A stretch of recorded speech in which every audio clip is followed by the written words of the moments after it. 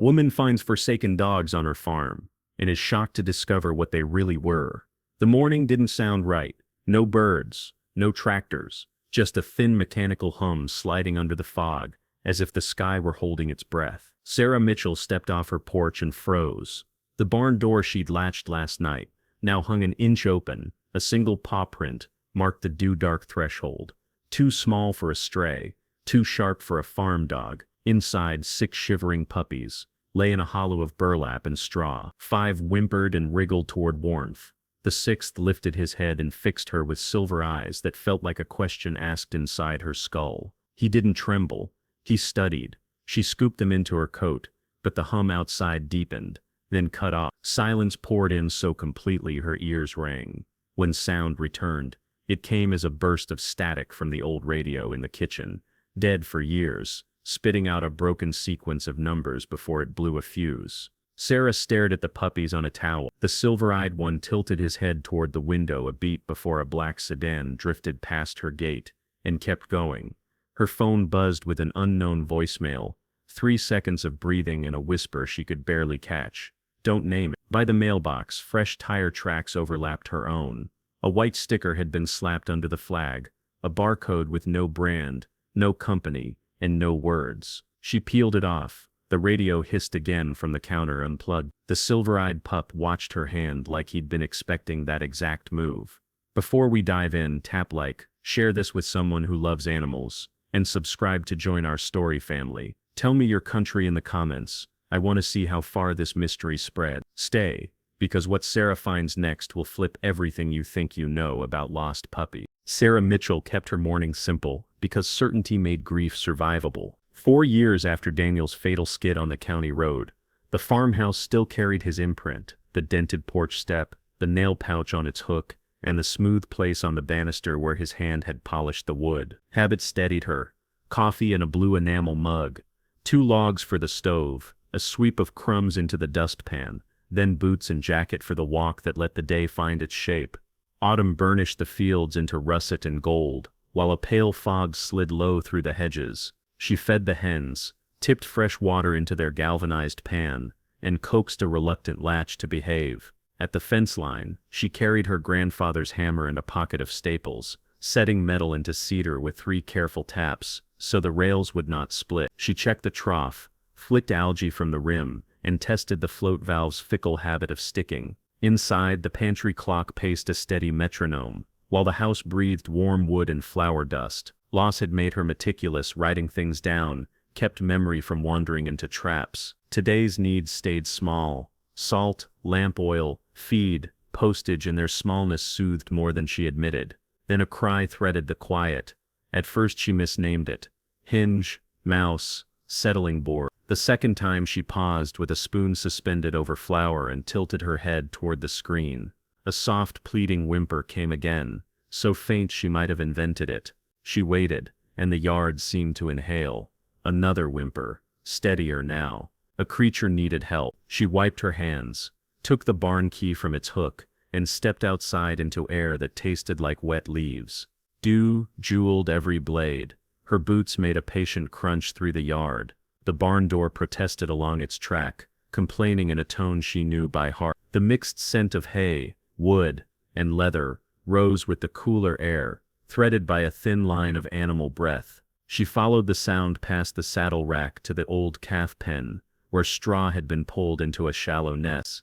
There, packed close, lay 6 German Shepherd puppies, ears still soft, bellies hollowed, coats dulled by chill. 5 stirred toward her with hopeful little grumbles.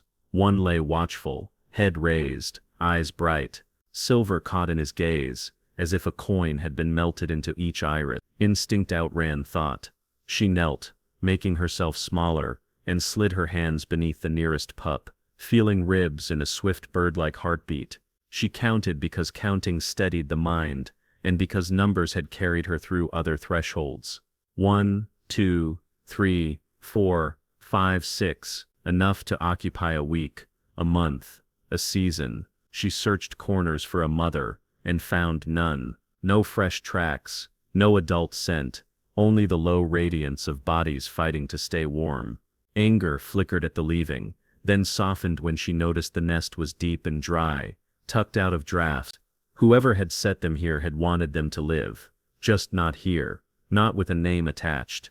She shrugged out of her jacket and folded it into a sling. One by one, she tucked small lives against the heat of her chest, speaking the kind nonsense that animals understand better than language. The silver-eyed pup watched each movement, as if committing it to memory, then allowed her to lift him last. He did not nuzzle, and he did not struggle. He regarded her with a measured steadiness that made her feel seen. Fog pressed along the hedgerow, muffling the yard. She crossed to the porch with care, so tiny bones would not jostle. In the kitchen she set a towel into a box, and laid them down together in a breathing pile. Practical steps anchored a heating pad on low, under half the nest, bottles from the drawer, goat's milk warmed to wrist temperature, test the nipple, tilt, let the smallest latch count swallows, burp, switch, repeat. Relief filled the room in soft syncopation. Paws needed air, sides rounded, eyes drooped. She wiped each mouth, rubbed spines, and changed the towel when milk dampened the edge. Between feedings she scanned for clues. Whoever placed them had at least chosen straw and shelter. That softened anger and sharpened curiosity. Why purebred pups, and why no note, when help could have been found without secrecy? She stepped onto the porch to shake a cloth and found the lane unusually still. The school bus would not pass for 30 minutes. The mail truck came near noon. Fog crowded the ditch and blurred hedges into charcoal smudges. No engine on the curve, no doors slamming across the fields. She stood until the chill reminded her to move, then went back inside before second thoughts could tangle Mercy. In the kitchen she cleaned burrs from ears, checked paws for scrapes, and set out a shallow dish of water for later bravery. She considered names because naming means belonging, then set that urge aside. First strength, later choice. She watched the largest pup sit with the deliberation of an elder, and felt a prickle rise along her arms. Awareness did not belong to babies, yet awareness shone from him the way light skims water. He tilted his head toward the window, a breath before wind lifted the curtain. Coincidence, she told herself, and smiled at the uselessness of arguing with weather. Morning resumed its ordinary march.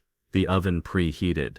Butter hissed in the pan. She reset the back door latch, and checked the porch mat for the note a neighbor sometimes left when the wire broke. She looked at the box, counted without sound, and felt the day settle around the decision made in the barn. These lives were hers now, at least until answers came. She would call Dr. Ellen Harper at 9, ask for a quick check, and post notices at Baxter's feet. She would ask around at church and the co-op and give it a week before choosing homes, if that was what the day requires. Standing at the sink, she caught her reflection in the window, late 40s, wind-roughened cheeks, a line at the mouth that deepened when she concentrated, hair tied back with a bandana, because braids took time she no longer spent on appearance. She looked like a person other people relied on. That mattered because animals rely on it, or they do not make it. She dried her hands and turned toward the box. 6 heads drowsed together. One watched, silver eyes steady as a coin balanced on a fingertip. Sarah felt an ache unfurl, and welcomed it because an ache meant caring had restarted. She lifted the box to the warmest corner of the kitchen, and set water to boil for the next round of bottles. She scrawled a line at the top of her list, "Call Ellen," then underlined it once. Outside, fog thinned to a pale veil over the fields, yet a hush lingered like a held breath. She chose to read it as peace. What she could not know was that the small sound in the barn had loosened the first stone in a wall someone else had built. Today, Sarah carried the box to the warm tile beside the stove, lined it with towels, and fed the puppies in turn, while the kitchen filled with small sounds that felt like life returning. She named them as traits emerged through hunger and tremble. Lily clung to the bottle like a victor. Finn drank with patient manners. Jasper sprawled without shame. Milo burrowed for heat. Tess listened to every hinge. The last one met her gaze, and paused before swallowing, as if consent were part of the exchange. "Ghost," she said, and the name settled on him like something remembered. 6 bellies rose. 6 bodies drowsed. 5 slackened into a breathing knot. Ghost sat upright, head high, ears keen, eyes on her hands, as she rinsed bottles and folded towels. He did not gnaw fabric, topple a sibling, or beg. He watched, not pleading, but assessing, and she joked he was the supervisor. Wind brushed the window. He shifted toward the sound before it registered to her. She moved the box to the den, swept the kitchen, and laughed when Lily tottered 3 steps and tumbled. Finn sniffed the shirt she'd placed for scent and slept on the sleeve. Jasper tried a jailbreak. She barricaded the edge with cookbooks. Milo tunneled beneath his siblings and sneezed triumphantly. Tess tracked the door, the clock, the stove, then the door again, while Ghost walked the short side, nose lifted as though air itself carried news. Fog pooled by the hedges, and the wind chime clicked once without a breeze. She locked the door because habit felt like prudence.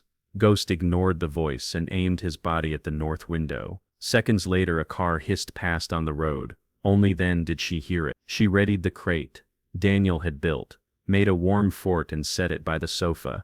Lily curled on Tess. Finn draped a paw on Milo. Jasper produced a polite snore. Ghost lay near the door of the crate with eyes that held lamplight like water. At 10 she darkened the house. Ghost voiced a low note, not of fear or play, more like a held question. She checked the curtain, saw only a quiet lane, and returned to the sofa. The note stopped when she slid her fingers through the mesh, then resumed when she withdrew. After midnight she woke to a stillness that felt deliberate. Ghost stood, body pointed toward the window. He made that velvet warning. 2 beats later, tires whispered beyond the hedge. He had anticipated it clearly. She watched him until the room softened. Morning gathered. Breakfast protest rose. She fed and cleaned, while coffee hissed. Lily strutted. Finn discovered the water dish, and sneezed. Jasper gnawed a towel. Milo chased his tail. Tess wagged 3 times to test the conversation. Ghost walked the perimeter, pausing at 2 points near the baseboard to sniff as if the wall breathed. She listened and heard only heat in the duct. The radio, which she was certain she had turned off, clicked on, crackled, then found a station. Ghost looked up, tipped his head and stared at the window again. She unplugged it. His posture eased, yet his eyes kept their steady scan. She posted a note on the community board, and wrote the vet's name on her list. By afternoon the mail truck came and went. The road looked harmless. At sunset she drew curtains, latched doors and set a flashlight on the counter. The pile of siblings sank into sleep. Ghost stationed himself with his back to the others, and his gaze on the room, a small sentinel. She spoke softly about the farm, the creek that thinned in August, the geese that used the north field, and the goat Daniel, once lowered with rope. A single tear surprised her. Ghost shifted until his flank touched the mesh near her knee, without breaking his watch. At 3 a dull thump sounded on the porch. Ghost went still, then let a warning rumble run just under sound. She held the flashlight and waited. Another thump, softer, like wood settling or a boot too careful. Through the peephole she saw fog smeared across the step. She returned to the crate and found Ghost facing the kitchen, as if tracking her progress without looking. Dawn arrived gray and then clean gold. During supervised toddles, Lily invented a chase. Jasper refereed. Milo forgot the rules. Finn practiced sitting, and Tess offered delicate bows. Ghost watched from a posture that read as ready rather than tense. A pan clinked. His eyes flicked before his head moved. A truck downshifted far away. He knew before the house knew. He checked the door and window, returned to the crate, and slept only after both had been audited. By noon, Sarah admitted the source of her unease, wore a coat with silver eyes. She brought the crate closer and pinned the vet's number. Sensible, not superstitious. In the late light she lifted Ghost. He settled with composed weight, looked past her shoulder at the glass, then met her gaze. It felt like a promise and a question. She kissed his head, and set him back. Evening slid toward night. She cooked a simple supper. Milo mistook a shoe for a mountain. Ghost remained on duty. When she opened the door to shake a rag, he placed his paws on the threshold as if verifying the perimeter. She closed up quickly and thanked the instinct that made locks sing. Later she read the same paragraph 3 times. The radio, still unplugged, stayed dead. Somewhere outside a car slowed and then moved on, and Ghost tracked its arc without flinching. The others dreamed with twitching paws. A sudden waft of cold crossed the room without stirring the curtain. Ghost looked to the hallway, then the door, then the window, choosing priorities like a guard. Sarah understood the puppy was reading a spectrum. She could not. Bloodlines and keen ears explained a portion. He paced the crate edge once more and still. She set her palm to the mesh and felt a steady heartbeat meet hers. When she pulled back, he returned to watching. By lights out, her unease had matured into vigilance, pressing inward from the road. She did not yet know who owned that pressure or why a country lane might carry eyes with engine. She only knew the house felt less empty, with 6 small lives, and safer with one particular gaze keeping count of the dark. Before sleep she opened her notes app and typed, "Ghost hears things early, moved when radio cracked without power, tracks cars before sound." She saved and breathed with the crate until her mind unwound. In the hour before dawn, Ghost lifted his head. He looked at the door, then at Sarah, then back at the door, and his silence felt like the edge of a spoken word. Have you ever had a pet act like they knew something you did? Share in the comments. When the furnace hummed and the first bird tried a note, certainty remained. 5 puppies were learning to be a family, and one was listening to a message that had not yet reached her door. And tried again. The device emitted a longer tone that felt like a thread pulling every hair on Sarah's arms upright, then flashed an amber icon alongside a string of broken symbols. Ellen frowned, adjusted her grip, and passed the scanner over Ghost's neck one more time. The beeps didn't settle. They staggered, clipped, then fused into a single sustained note that didn't sound like anything Sarah recognized from past visits. The tiny screen was filled with characters that refused to form a brand name or serial, only a jagged block that looked more like a cipher, then a tag. Ellen angled the display away from the window before she spoke. "That isn't a normal readout," she said quietly, letting the scanner hang while her eyes measured the room. "It's encrypted." She tapped through menus designed for lost pets and shelter intakes. The unit rejected each attempt, threw a tight warning, then printed a line she had never seen in this context. "Access limited, creaky nets required." She tried the clinic's universal login. The device blinked, hummed, and returned the same refusal, as if it recognized inquiry and filed it somewhere Sarah would never be allowed to see. Ghost didn't flinch. He watched Ellen's hands, then slid his gaze to the door and kept it there, posture angled to cover both the room and the exit, with minimal movement. Lily pawed the towel. Finn nuzzled Jasper. Milo made a low chirp, and Tess studied the vet's pocket for treats. The little chorus grounded Sarah until the next sound started in the gravel. Tyrese. Tyrese. Tyrese. Tyrese. Slowed, and Ed slowed too. Too slow for the neighbor. Tyrese slowed, and Ed slowed too.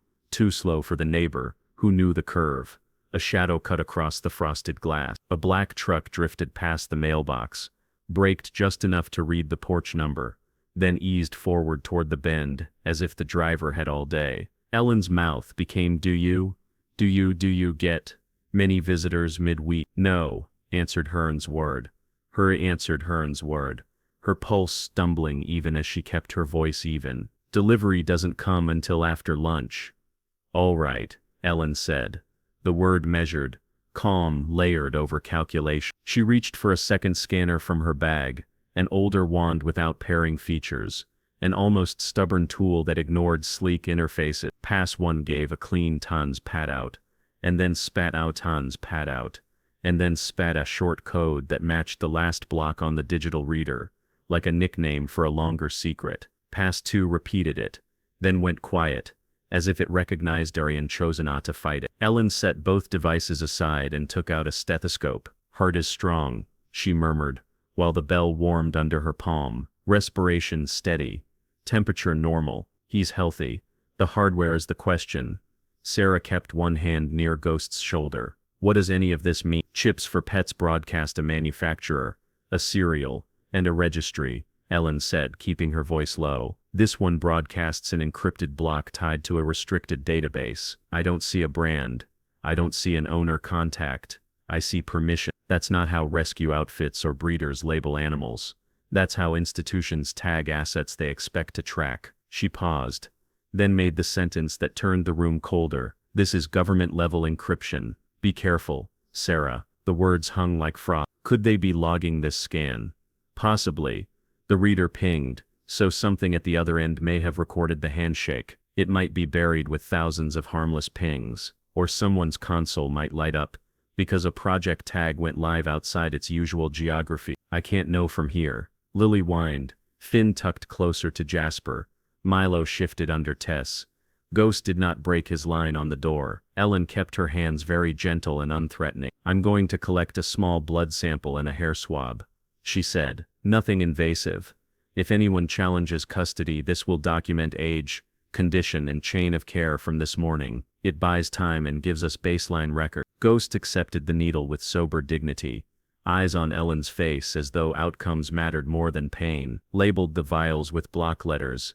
Canine juvenile, found on Mitchell Farm, Tempide-eyed. Ghost.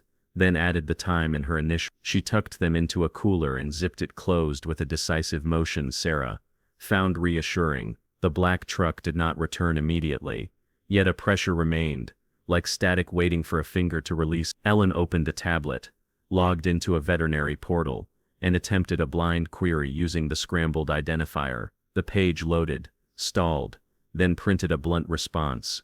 Request origin blocked. She covered the glass with her hand, a reflex that made Sarah's throat tight. No more queries from here, the vet said.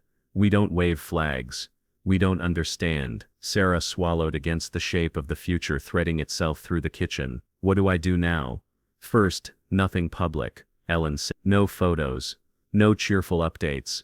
No lost and found posts that could match a description to a location. Second, lock every door. Lock every door, even in daylight. Third, use your landline for anything sensitive. Fourth, when you check the yard this evening, sweep under the mailbox flag, the porch steps, and the barn rafters for stickers, magnets, or small plastic squares. If you find anything that doesn't belong, place it in a metal tin, and call me from the kitchen phone. She dug into her bag and produced a key fob with a tiny light. This is a cheap RFID tester. It can't read encrypted tags, but it will ping if a passive microchip responds within a foot or two. If you wave it along a fence post and it whistles where no animal stands, that means a beacon has been planted. Boring precautions will look silly until they don't. You think someone tagged my property? I think someone cared enough to bury a high-grade microchip in a puppy and point a restricted database at it, Ellen said. That willingness travels with other habit. Ghost shifted, ears pricking a heartbeat before a distant engine changed pitch on the hill, the sound arriving after his body had interpreted it. He knows before I do,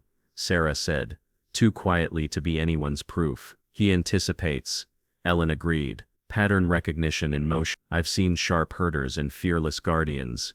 This is different. He selects vantage points, tracks vectors and assigns priorities. That isn't training at 8 weeks. That's architecture. The word felt clinical and enormous. Architecture of cognition beyond breed expectations, Ellen said, not meeting hyperbole halfway. There are labs that study it. There are grants that chase it. There are agencies that want results without press releases. I've heard a codename whispered around conference halls. If I'm wrong, we lose nothing. By being cautious. If I'm right, someone will come smiling with a badge and a folder that uses phrases like animal recovery and safety. Safety. You don't open the door unless a judge's order slides under it. The vet scribbled a number on a card and pressed it into Sarah's hand. This bypasses the switchboard. If you can't reach me, leave one word. Argos. I'll understand and call back from a line I trust. She stood, smoothed the towel over the sleepy pile of siblings, then looked at Ghost with a respect that had nothing to do with age. You didn't choose this, she told him plainly. We'll try to keep you safe. They walked to the porch to sun themselves. The sun split the cloud bank in staggered rays while wind lifted cedar scent from the hedges. Tire impressions near the ditch held a clean rectangle where someone had paused longer than a glance required. Ellen knelt, pretended to retie her boot, and snapped a quick photo without raising the phone high. Document plates if you can, she said. Even partial digits help. Time, direction, intervals, patterns expose habit. Back inside, Sarah set the deadbolt, leaned her forehead against cool wood, and felt Ghost's paw rest on her boot with a pressure that read like a vow. The ordinary sounds of the house resumed. The fridge clicking, the kettle sighing, the clock taking measured steps, yet every familiar note had a new undertone, as if the room itself knew it had been drafted into a story it had not agreed to tell. She opened her notes app and typed a clean sentence, so memory could not argue later. Recognized the vet found an encrypted microchip tied to a restricted database. The scan may have been logged. A black truck is circling, and protocols are. She added feeding times. Weighed Lily, Finn, Jasper, Milo and Tess with a kitchen scale, then glanced at the door again because vigilance had already become a reflex. Ghost resumed his station with the calm of a lighthouse. Not tense, not relaxed, simply present and orientated toward the direction trouble preferred. She set water to boil, measured formula, and forced her breath to match a steady count. When she carried the next bottle to the crate, Ghost flicked his eyes toward the window a hair before a tall shadow crossed the sill, walked on, and dissolved around the corner of the porch. No knock followed. The stillness that remained felt like a question mark pressed against the glass. She stroked Ghost's neck and felt the faint ridge beneath his fur where the microchip lived. A quiet passenger that had invited attention from places she could not see. What would you do if you found a pet with a secret? Tell us below. By midweek, the lane had learnt rhythms that did not belong to neighbors or delivery routes. A dark sedan slid past the mailbox, turned at the bend, idled by the church oak, then crept by again, as if the driver were measuring distance with his eyes. Sarah watched from the sink, hands in cool suds, while Ghost held position in the den at a perfect diagonal that covered the door and window together. Lily, Finn, Jasper, Milo, and Tess tumbled across a warm square of sun, small tails making careless banners. When the sedan slowed a third time, Ghost rose without sound, placed himself between the light and the litter, and waited until the engine faded. She dried her hands and wrote the hour on an envelope, then pretended not to notice her pulse, keeping a new tempo. Before noon, a gray van appeared, paint matte enough to swallow reflections, roof bare, sides clean of decals. It paused by the gate, made a neat three-point turn, and coasted away as if shy about wanting anything that could be named. 30 minutes later it returned, shadowed by a thin cloud, eased forward, and drifted off again like a tide testing ashore. She called Ellen from the landline, left a careful message, and returned to the crate. Ghost monitored the room as though trained for it, though no one had taught him any of this. During play he used his body like a quiet fence, curving around the smaller pups whenever tires whispered on the road. If Finn drifted toward the window, Ghost blocked lightly with a shoulder and guided him back to a safer patch of rug. Lily accepted the correction with a huff that sounded theatrical. Jasper attempted a wriggle past the guard. Milo lost interest halfway, and Tess sat to think about the rules before following them. Sarah told herself it was instinct sharpened by lineage, yet the pattern felt chosen rather than reflexive. That evening the sedan came back at dusk. She switched off the lamps and let the house fold into shadow. Tires rolled slowly enough for a passenger to count fence posts. She held the flashlight without clicking it, breath shallow, and waited for a door that never opened. The car moved on, but sleep broke into thin crumbs and would not form a loaf. At first light, she walked to the lane and found 2 sets of tread pressed into the shoulder near the mailbox, edges crisp where dew had not yet softened the impressions. A cigarette butt rested under the hedge, filter flecked with red. She bagged it, wrote the time, and set the evidence beside her notes. The gray van staged a new performance the next morning, hiding beyond the hedgerow where the field dips, invisible from the porch but not from the upstairs window. Ghost told her first, gaze flicking toward the stairs, a breath before the engine note carried through the house. She lifted Daniel's binoculars, saw 2 silhouettes inside, and took 3 photos through the lace as proof that caution had reason. The van rolled forward, idled by the gate, reversed into shadow, and waited long enough to learn her patience. Pause restored the room to normal for an hour. Lily wrestled a towel. Finn discovered the water dish and sneezed. Jasper tried to climb the crate. Milo tunneled for warmth. Tess listened to hinges, and Ghost paced the short side like a sentry marking a boundary with thought. Sarah placed the crate farther from the window, and put a chair between the glass and the floor for layered cover. She set the flashlight on the counter, placed shoes near every exit, and hung her keys by the pantry where a hand could find them blind. Procedure turned fear into work. Night fell with an appetite for silence. Wind pressed the eaves, owls worked the old trees, and coyotes stitched a thin thread beyond the pasture. At 1 in the morning, a new rhythm entered the yard, measured footsteps on packed earth. Outside the barn, the pause between each step too long for deer, too deliberate for anything that hunted on four legs. Ghost went rigid, eyes sharpening into purpose, head aligned with the sound before Sarah's mind had named it. She opened the crate. He slid out and waited for instruction, as if the house itself held rank. She cracked the back door, and fog rolled in like cloth unspooling from a bolt. Ghost slipped into the gray, low and swift, a blur of intent, anchored by that steady silver gaze. His bark broke once, twice, not wild but precise, a warning that carried authority. Footsteps stumbled, then scattered across the yard,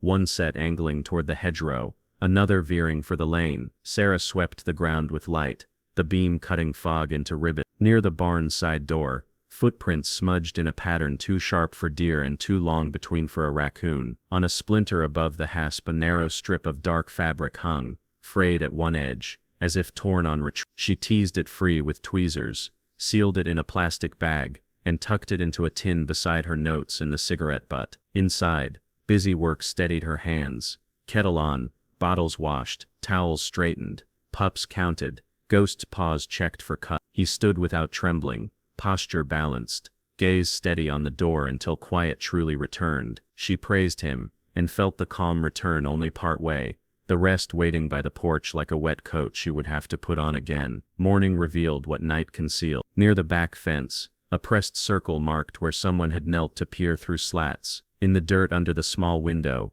lay a faint impression of knurled rubber, square and tidy, like the base of a mount for a tiny camera. The van returned at 9, rolled to the gate, and paused as if expecting an invitation to become legitimate. From a slit in the curtain she captured the driver's elbow, a wrist with a faded tattoo, and a blank plastic badge clipped to a pocket without a logo. When the vehicle eased away, she breathed again and only then realized she had not taken a full breath in minutes. By afternoon she had adopted a new routine. Doors stayed locked regardless of daylight. The flashlight lived in her apron. The landline remained within reach. Shoes waited by every exit. Car keys hung on the pantry hook. She moved through rooms like someone memorizing an escape route, speaking the sequence under her breath until the path settled into muscle. One choice at a time, fear became method. She labeled the fabric strip, copied notes into a second notebook, and walked the fence with Ghost at heel, scanning posts for magnets or stickers that had not been there yesterday. He checked the base of each gatepost and the underside of the mailbox with the same deliberate care he gave the door at night. When he paused by the third cedar and looked up, she lifted her tester and swept the wood. The tiny fob chirped once, then fell silent. She pried away a smooth square no bigger than a coin from a nail shadow, and dropped it into the tin without touching it bare. Her breath steadied at the sound of metal closing over whatever that thing was. Dusk gathered early, and fell into fog again. She fed the pups, set the crate against the sofa, and sat with her back to the stairs, lights off, phone dark, listening for patterns. The lane went quiet before truly sleeping, that uneasy lull that always announces motion. At 11 a beam painted the ceiling, and slid away. Midnight brought no knock, only pressure against the porch like a held breath from someone who could wait longer than comfort allowed. At 1 the footsteps returned, lighter and more cautious, perhaps a different man, measuring the same. Ghost vibrated, with controlled energy, then barked once, and launched forward when she opened the door a hand's width. The sound tore across the yard with the certainty of a line snapped straight. Whoever stood in that fog chose retreat over contact. She chased the echo with her light, and saw only folding gray, then the slight hitch of grass near the hedgerow where a body had passed low and quick. Ghost circled the barn, returned, and sat facing the lane, chest high, breath even, watching until the last thread of disturbance left the air. The house breathed again, but not fully. She checked the litter. Lily dreamed with paws paddling. Finn snored. Jasper sprawled like a prince. Milo mumbled and rolled. Tess lifted her head, listened and settled. Ghost touched his nose to Sarah's knuckles and resumed his station by the crate. Those silver eyes did not promise miracles. They promised presence, a pledge written in attention rather than noise. Yet the clock felt heavier now, each minute thick as syrup, as if time itself were running out of patience with caution. The sense of a deadline she could not see pressed in from the road and seeped under the doorframe. At dawn she turned the barn lock again, hands steady because practice can turn panic into craft. The threat had a shape even if names remained missing. She stroked Ghost's neck and met his gaze, brighter than the moon on water, clear as a map that refused to show its legend. It offered no recklessness, only a prepared stance between danger and the small lives behind him. She touched Lily's ear, straightened Finn's paw, nudged Jasper off a bowl, rescued Milo from a boot, and let Tess lick her knuckle before checking the gate one more time. The sedan might reappear, the van would likely test the boundary again, footsteps could return when fog gave them cover. Ghost knew it. She knew it too. They were running low on time, though morning had barely begun, and every sound now arrived with a question attached to it, that only one of them could answer quickly enough. They were not alone anymore. The landline rang after lunch, and the bell cut through the kitchen like a blade. Sarah lifted the receiver and heard Ellen breathe once before speaking with a care that turned each syllable into a measured step. I traced that signal. The vets. Your pup's chip ties to something labeled Project Argos. It is not a shelter registry, not a breeder's database. It sits behind clearance walls that veterinarians do not use. The scan we performed may have left an audit trail. If anyone watches that console, they'll see a location match to your farm. Sarah pressed the receiver tighter. What are they doing with puppies? The papers I can see are abstracts and procurement notes. Ellen answered. They read like experiments in attention, pattern learning, navigation, and communication. If I'm right, the silver-eyed one is a prototype. I need you to treat this as an active situation. The kitchen seemed to tilt, then steady around the crate where small lives slept. How active? Leave today. With 6 babies. With 6 babies. I want you to move. Ellen continued. Pack the puppies. Essential feed, water, and identification. Take back roads. Do not post anything. If anyone approaches with a badge, ask for a warrant, then call me from the landline. I'll try to reach a colleague who knows how these things travel. Argos shows up in research whispers about cognition and pattern learning. If they tagged a juvenile, that team won't relinquish him without pressure. Sarah looked at the crate where Lily, Finn, Jasper, Milo, and Tess dreamed, paws twitching, while Ghost watched the window with a seriousness that felt older than any morning. Tell me where to go. North first, then east, into the national forest, Ellen said. There are fire roads that sheriff cruisers ignore unless there's smoke. Conserve fuel. Keep your phone off except for quick texts from high ground. I'll call twice, now and again at dusk. If I don't reach you, assume lines are noisy. Copy, Sarah said, surprised at how steady that word sounded. She hung up, wrote the call time, and moved with the economy that grief had taught. Bottles, formula, towels, the 12-volt adapter, a first aid kit, a length of paracord, and a thermos slid into tote. She taped the tin of found objects and wedged it beneath the driver's seat. She staged carriers by the porch and tested each latch twice. When she lifted Ghost, he accepted the hold, but kept his eyes on the yard, as if measuring the distance to trouble. Sarah set the crate in the cab, anchored straps, wedged blankets, and ran water into a cooler. She filled the tank at the spare drum, checked tire pressure, and tucked a paper map under the visor. The route inked last winter for a storm that never came. Gravel whispered. A white SUV eased past the gate and nudged back 2 feet, as if reconsidering propriety. A man stepped out with the kind of calm that comes from rehearsed encounters. Mid-40s, tidy hair, a neutral suit jacket, and a lanyard badge with an official seal and text that hid more than it said. He showed empty hands. Ms. Mitchell? Sarah stayed on the threshold, one boot wedged behind the door. Who's asking? Thomas Reed, he replied, voice tuned for reasonableness. Animal Recovery Service. We're responding to a report of found working dog. There are safety concerns with specialized breeds. May I speak inside? No, she said. We'll speak on the porch. He offered the badge. A hologram winked, but the laminate looked new in a way that lacked history. We had a ping from a scanner yesterday, Reed said. We're just verifying animals are stable. Ghost slid between Sarah and the visitor, shoulders square, lips closed, a low note building like wire under tension. Reed lifted the badge again, a fraction closer, as if proximity could cure doubt. The plastic felt wrong in the light. The font was too generic, the lamination was new, and the corners were too sharp. We're concerned about public safety, he said. Specialized animals require specialized care. Sarah did not move.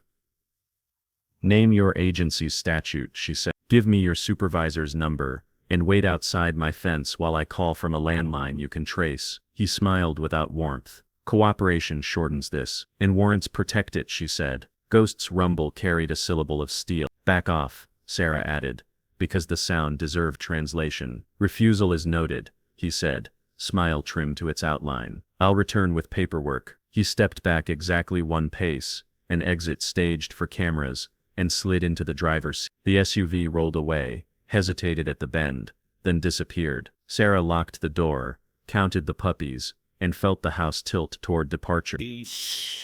She loaded carriers into the cab, laced straps through anchors, wedged a sleeping bag behind the seats, and tucked Ellen's card into the visor. Ghost settled, with his body shielding the carrier doors, eyes fixed on the lane, as if the horizon itself required supervising. "Would you trust your pet's instincts over a stranger? Share your thoughts." She backed onto the county road, and kept the speed modest, hands on the wheel. The mirror showed the white SUV idling in a farmer's pullout, then easing into motion. 2 fields farther, another vehicle slid from a stand of trees, dark windows mirrored like cold water. The tail set its rhythm, never absent. Ghost braced his paws at each curve, reading the road with tiny adjustments. Sarah chose gravel at the silo instead of blacktop, and accepted the washboard rattle as the fee for privacy. Loose stone hissed under tires, power lines ticked, the white grille kept distance like a tether. A ribbon of alder closed over the hood,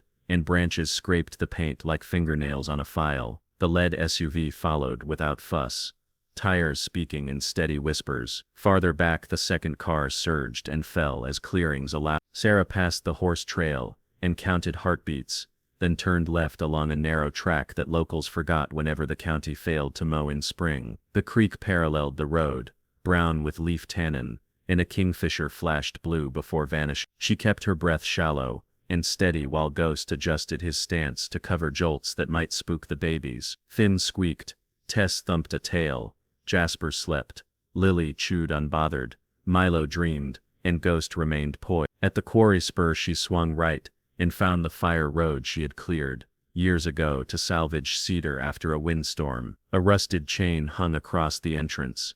The old bolt still knew her cutter. She snapped it free, dragged the chain aside, and rolled forward. Dust lifted and settled in her wake. The white nose appeared at the turn like inevitability. Sarah doubled through S-curves, and found a grade gouged by last winter's rain. The truck climbed, slipped, caught, then lunged. Ghost stayed silent and ready, eyes bright, breath even. Behind them the lead driver misread a rut, bottomed out, and recovered with a scrape that sounded expensive. Night fell early under conifers. Headlights turned the brush into walls, so she killed the highs and ran the fogs low. Somewhere below, engines prowled, sometimes near, sometimes faint, always there. The road narrowed to a shelf above a ravine. Across the dark, 2 points rose like eyes learning to see. The nearer SUV, committed to the climb, and arrived too quickly, overconfident on loose rock. Sarah dropped to second, steered for the smooth line,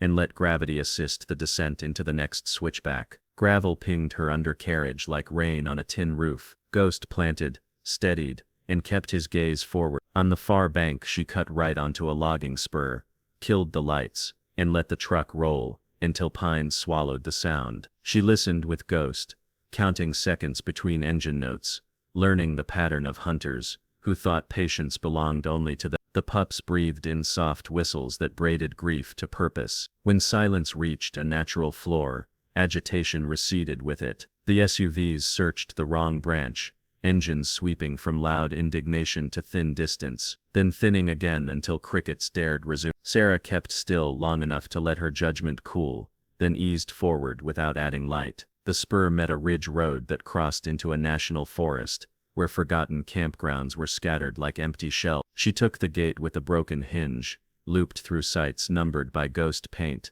and parked beneath a cedar that gathered starlight in its crown. Ghost faced the dark, then Sarah, eyes bright, posture balanced, ready to move again. She texted one line from the hill above the creek, a place with just enough signal to send, and none to invite replies. Reached cover, 2 units tailed, will move at first light. Mist held to the gorge like cloth, as Sarah ferried the carriers from the hidden truck to an old stone bridge, where floodwater had eaten the bank and left a narrow shelf of safety. Lily, Finn, Jasper, Milo and Tess settled in a canvas nest behind a fallen parapet under a jacket that still carried a trace of flour and smoke from her kitchen. Ghost ranged the shadowed span in a silent loop, nose lifted, weight set toward the service road that threaded the ridge like a thin vein. From uprange came the hush of suppressed radios, then the careful pop of gravel under measured boots, then fabric whispering through sallow. Sarah placed her palm on Ghost's shoulder and felt a steadiness that moved through her bones like a vow. A man's voice reached them from the fog at the bridge mouth. Polite and rehearsed. Mitchell, Agent Thomas Reed called, stepping into view with 3 shapes fanned behind him. We only need the animal designated Ghost. No charges, no seizure of property. Hand him over and you take the others home. Sarah rose without giving ground. You brought 2 SUVs and long guns to collect a puppy. That sounds like more than recovery. Reed lifted both hands as if gentling a skittish horse. He isn't a puppy in the way you understand. He is a prototype with proprietary implant. His chip includes a fail-safe keyed to unauthorized proximity. If it arms, it could harm him. So you built a device that can kill a baby and stitched it under his skin. Sarah said, voice steady. It won't if you comply. Reed replied, eyes cutting toward the shadow where Ghost had gone still. We can disarm the circuit with an authorized handshake. Refusal increases his risk every minute. Ghost slid forward until his body filled the gap between Sarah and the team, silver eyes catching pale light and giving it back with unnerving calm. He didn't snarl, he assigned angles, lining Reed's muzzle and the woman's flank as if they were numbers on a chalkboard. Under the rail a red dot pulsed where a sensor hid in a seam. Ghost glanced at it, then at Sarah, and she understood. Tripwire. Disarm your failsafe here, she said. Then we'll talk. Only at the transport, Reed answered. He gestured, and 2 men slid down the bank to flank the parapet while the woman raised a fist toward the ridge. Ghost's rumble began so low, Sarah felt it more than heard it. Steady, she breathed, trying to match his focus, not restrain it. The nearer man stepped to slick stone and reached for a slip lid. Ghost moved like a sprung wire, a precise burst that struck the lead hand before nylon found air. The man spun into the rail, his breath left in a grunt that ended negotiation. The woman flicked the loose loop toward Ghost's neck. He ducked, snagged the cord with a short snap, yanked it free and drove both flanking men backward, with a quick relentless cut of motion that never crossed teeth into flesh. Reed swore and advanced a half step before Ghost chose a new line and blocked him with stillness more powerful than force. You are making this worse, Reed said. The timer runs. Then stop it, Sarah answered. Prove you can. He thumbed his radio. Unit 2 initiate handshake. Only creak talk replied. Ghost had moved the encounter out of the sensor's corridor. Reed tried again. Silent. Ghost bumped Sarah's knee twice, then looked under the arch to the river path that curved out of sight. The meaning lived inside that look. Move now. Sarah lifted the carrier's strap and followed Ghost along the narrow ledge beneath the arch. Water cold against her shins where spray leapt from stones. The ledge narrowed to a ribbon. Ghost tested each foothold and kept glancing upstream where alders braided into a tunnel. There's nowhere to go, Reed called. You will circle to a road. Make this simple. Ghost sprang to a boulder and barked once. A crack that rang the arch like iron on iron. From the ridge 2 more agents burst through brush too fast for stealth. Reed shouted, hold, but the word landed late. Ghost dropped from the rock to the sandbar, sprinted 3 steps, and vanished into the alder tunnel. Sarah ran after him with the carrier hugged tight. Roots made ladders across mud. Ghost used them like rungs. The tunnel opened onto a shelf of river rock where mist erased edges. Reed's team spilt into view. Ghost burst from cover, not at faces, but at wrists and balance, knocking tools from hands, slashing momentum, scattering them as neatly as a shepherd parts sheep. 1 agent swung a net. Ghost slid under it, bit the drawstring, and sprinted off with the bag dragging like a captured flag. Sarah cut for the ridge path. Reed swore at the sight of his team tangled by a creature a quarter their size with twice their intention. Ghost dropped the net at Sarah's feet like an offering, then arrowed upslope and checked back to be sure she followed. They climbed to a shelf where an old fire road hugged basalt. At the rim Ghost stopped and set himself between Sarah and the rise. Feet drilled into dirt, head high, eyes lit as if stars had fallen into them and decided to stay. Reed slowed, breath visible. You cannot win, he said. When I call the code, the implant obeys. Give him now, and he lives. Say it, and he dies in front of a witness who will tell every reporter from here to the county line, Sarah said. Reed lifted the radio, then hesitated, doubt scuffing the smoothness of his performance. His team edged wider to flank. Ghost stepped to the exact center, so one small body blocked 3 approaches at once. Last chance, Reed said, softer. Mine was at the bridge. Sarah replied. You missed it. Ghost turned his head toward the deeper forest and back again, a minimal cue that meant move. Sarah obeyed, edging toward a spill of scree that led to fur so dense it broke sightlines. Reed advanced. Ghost barked with a force that cracked the morning, and startled crows into the sky. Their wings wrote noise that folded into the gorge, and gave the world new. Backing with Sarah, Ghost never offered his flank. The scree slid them into shadow while the team lunged too soon and lost balance in a rattle of rock and anger. By the time they recovered, Sarah and Ghost had disappeared behind fir roots, braided into a staircase fit for paws and boots willing to learn. The carrier thudded softly against Sarah's rib. Inside, Lily stirred, Finn sighed, Jasper snored, Milo dreamed, and Tess held still like a bell waiting for a hand. Ghost looked once over his shoulder to confirm distance, then chose a faint trail to a mossed gate of basalt. Left, then right, then a shallow stream bed that swallowed prints and cooled feet. He halted beneath a fallen snag, and waited for Sarah to tuck the carrier into a hollow mottled with fern. Then he climbed the trunk, made himself a small lighthouse, and watched until the last human sound dissolved into creek talk and wind. Only when quiet took hold did he descend and press his nose to Sarah's wrist as if reading the count of her heart. He stood between her and the path, chest forward, breath steady, ears tuned to angles she could not hear. From beyond the firs, Reed's voice floated thinly. You cannot hide from a signal, he said to the trees. I can call the handshake from any ridge. Sarah answered without shouting. Then call it where a judge can hear. Silence followed, the kind that means calculation. Ghost touched his nose to the carrier, then faced the sound again, a sentinel drawn by duty, rather than fear. Reed tried a different tactic. You think he chooses you because he loves you. He chooses the highest probability of reinforcement. He chooses to stand, Sarah said. That is not reinforcement.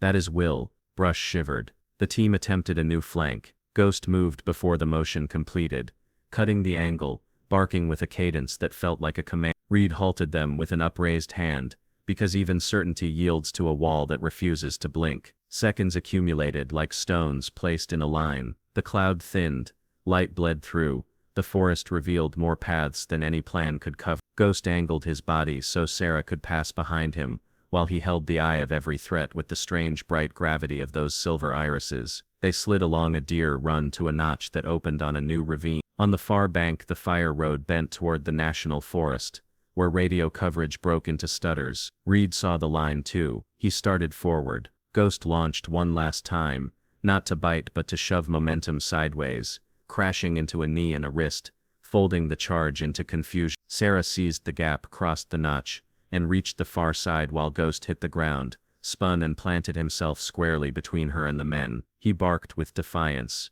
so clean it cut doubt out of the air. Reed stopped again, radio half raised, mouth tight, the calculation now visible even to trees. Ghost eyes glowed in the dim like coins sunk in clear water, bright and steady, unafraid. He did not chase victory down the slope. He held the line and promised with posture that he would break himself before he let a hand cross that space. Sarah lifted the carrier higher, met that luminous gaze, and understood the meaning he had been giving her since the barn.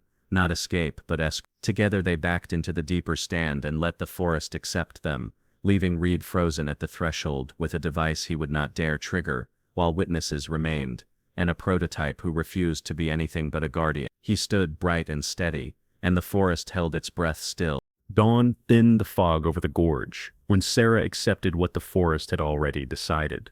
Ghost was gone, not in the sense of absence, but in the way a river leaves a mark even after water passes. She stood until her breath steadied, then carried Lily, Finn, Jasper, Milo, and Tess to the truck, checked each latch, tucked blankets tight, and looked once more into the alder tunnel, where silver eyes had shone like coins at midnight. No shape answered. Wind rattled seed heads, creek stones argued softly, and a jay scolded the world for waking late. She whispered that thank you into the trees for the life she still held, slid behind the wheel, and drove toward home, because leaving did not cancel gratitude and grief at the same time. She followed fire roads until they met asphalt, kept headlights low, and watched stars dissolve into morning. The farmhouse rose like a promise kept. On the porch she paused, listening to thank you tires for tires that did not appear, then unlocked the door she had sworn to lock even at noon. Inside she changed water and bedding, warmed formula for a final feed, scrubbed bowls, wiped paws, noted weights, wrote times in a spiral notebook, and stacked towels into neat towers, because order can cradle grief when words cannot. Sleep fell in thin pieces. Each tiresming woke. She woke. She thought she heard a soft footstep beyond the hedgerow. The woke. None recognized coyotes, tuning the ridge, or owls trading answers through fur. By daylight the wood recognized. And Lee relearned its ordinary rhythm. Tractors coughed awake, school buses breathed past, and clouds wore sunlight like clean shirts. The pack grew leaner, learned right stronger, confident enough to explore but disciplined enough to return at the first whistle. Lily stretched into a runner, who traced bright arcs across Pronder, and as the pasture, ewer Finn offered quiet sits. The instant she raised a hand, Jasper perfected couch monarchy and revised nape ethics with comic seriousness. Milo climbed whatever could be climbed and slept wherever triumph ended. To pasture, practiced patience, circling chickens when they drifted too close to curiosity's teeth. Sarah trained, Ricole's reinforced manners, and taught everyone the meaning of porch, road, gate, and leave it. Small sermons that turned love into safety. Winter cut the valley clean. Frost polished every blade, and breath painted air with little ghosts that dissolved before they could become omen. Ellen drove out with vaccines and coffee, listened to the story that sat behind Sarah's ribs, and left a fall practice labeled in block letters with dates, scans and notes. If anyone presses, documentation creates friction, the vet said. Friction buys time. They stood on the porch with mugs and silence, two people in coats watching the hedgerow, like it might grow a verdict. Spring loosened the ground and made the ditch sing. She planted beans, rethreaded wire, replaced a board on the south gate, and taught the yearlings to heal without crowding. A delivery driver mentioned a white SUV idling near town. She wrote the partial in block numbers on a yellow card and filed it where evidence sleeps until asked to stand. Later that week she found a cheap magnet under the mailbox flag, pried it loose with a buttery, sealed it in a tin, and felt the satisfying weight of a worry made visible. No one knocked. The world went on. Summer arrived heavy and sweet, apples swelling, grass bleaching along fence lines while the creek thinned to amber threads. During storms Lily herded the others toward the interior hallway, as if walls could deflect thunder, and the group formed a breathing heap that made the floor feel anchored. Finn discovered the exact spot where cool air pooled behind the stove. Jasper guarded the sofa with a stare that informed dust motes they were welcome by invitation only. Milo dragged branches absurdly larger than his plans.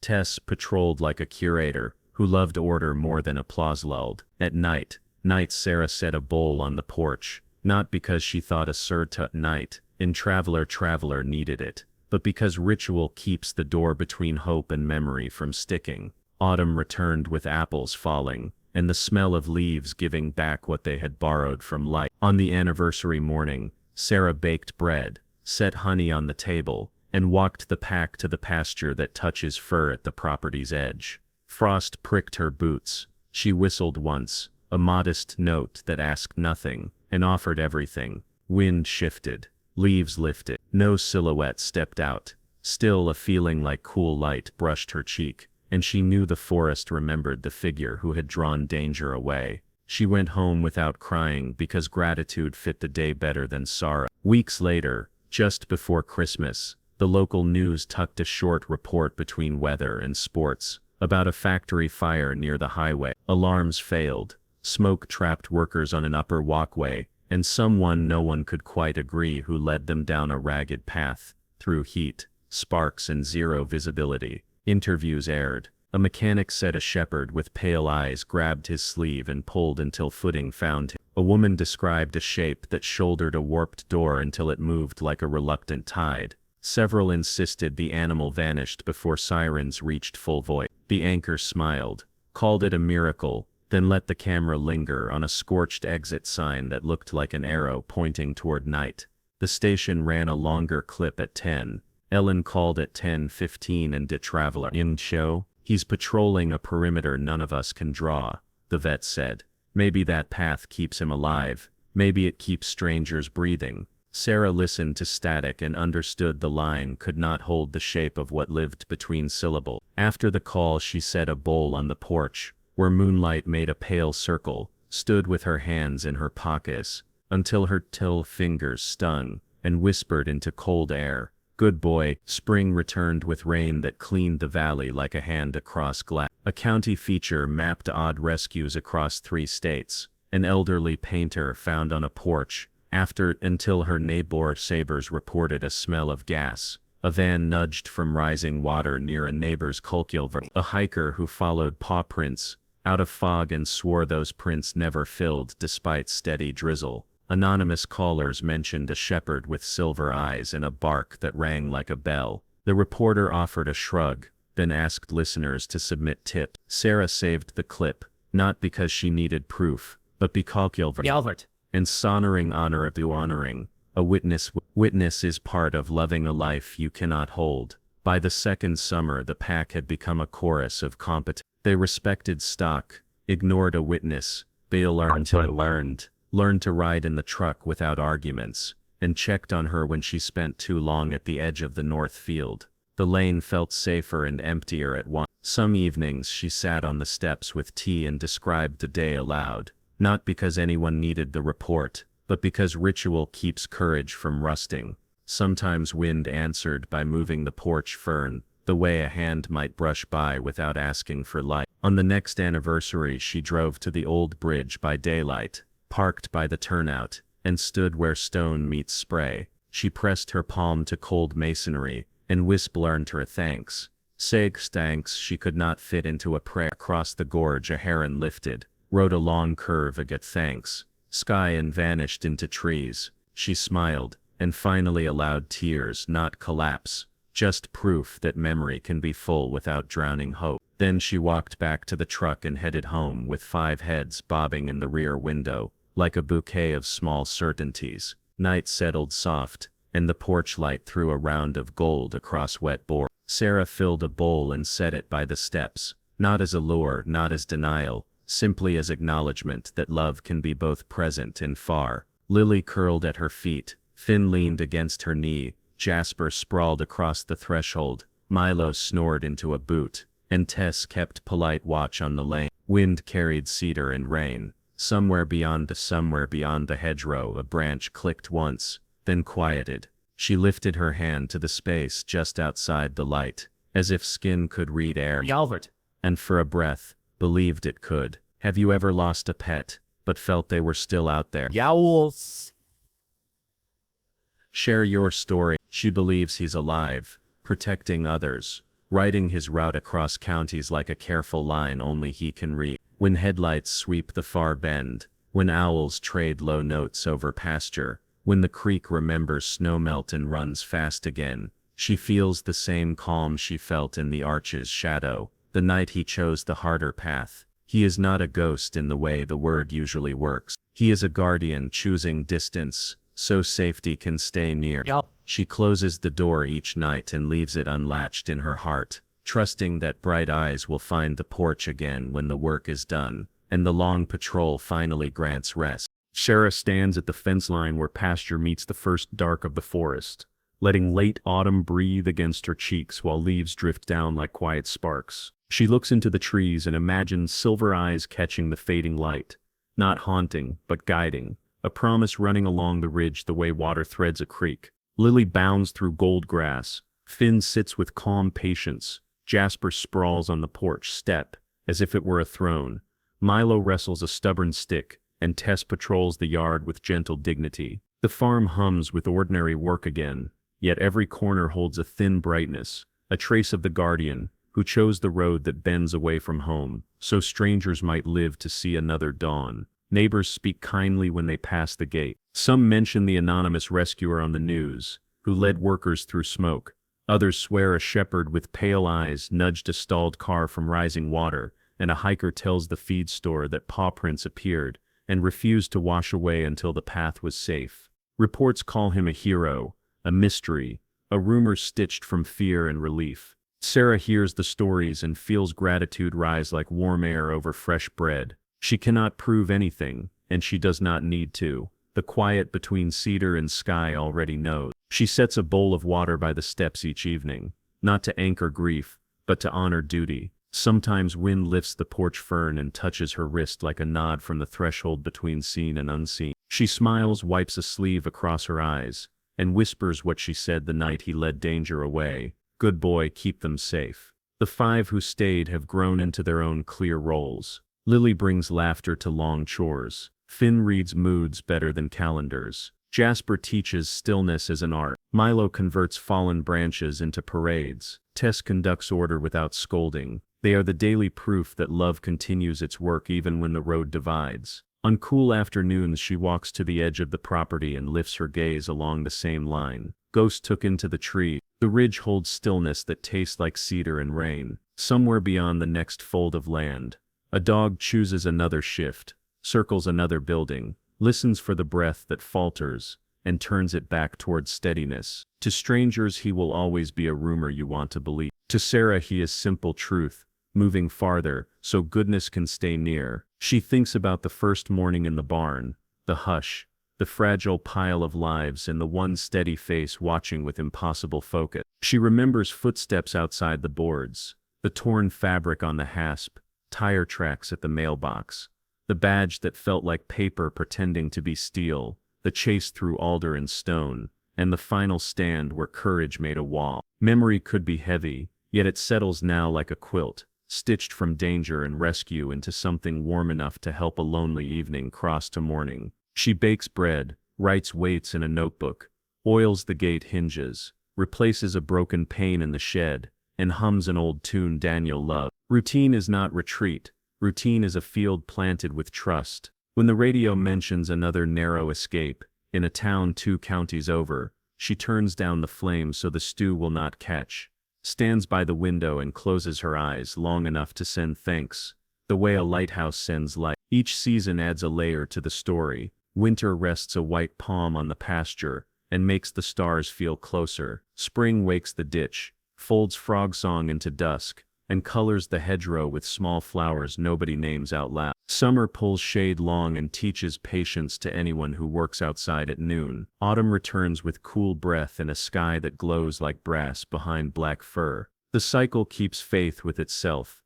and so does she. She will keep water on the steps, a light by the kitchen window, and a chair facing the tree line for the minute that needs company. She will tell the truth when asked, and let silence carry the rest. If you felt a tug in your chest while listening, if a memory opened, even briefly, that is the part of you that understands what vows sound like when they do not use words. Maybe a cat sat by your bed until you learned to sleep again. Maybe a stray showed up the week you thought joy had forgotten your address. Maybe a dog pressed a nose to your palm at the exact second a decision could have broken the day. Those moments carve landmarks the map never marks, and they lead us back to hope when weather turns. If Ghost's story touched you, hit like, subscribe and share so other hearts find it. Tell us in the comments about the moment a pet changed your life, the hour you realized an ordinary companion had become a keeper of your spirit, and the time someone with 4 legs stood between you and the dark. Let's build a circle where people compare notes,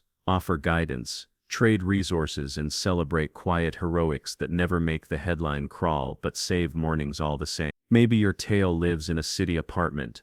Maybe it runs fence lines on a ranch. Maybe it rides buses. Maybe it curls on a borrowed couch between shifts. Bring it here. Write what you witnessed so the rest of us can carry it on hard days. Out by the fence another leaf lets go, turns once, and lands without complaint on damp earth. In the field the 5 race and return, weave and check in, confident that the border holds. The hedgerow darkens as the sun folds behind the ridge. Sarah traces one last line along the horizon with her eyes, tips her chin, and gives a nod the forest could keep if it wishes. Good boy, keep them safe, she says again, soft but sure. Then she turns toward the house, toward warm lamplight and quiet bowls and a stack of clean towels, and the camera lingers on the trees long enough for a listener to imagine the shape of a shepherd watching from just beyond the first shadows. Bright gaze, steady, posture easy, choosing distance, because love that broad needs room.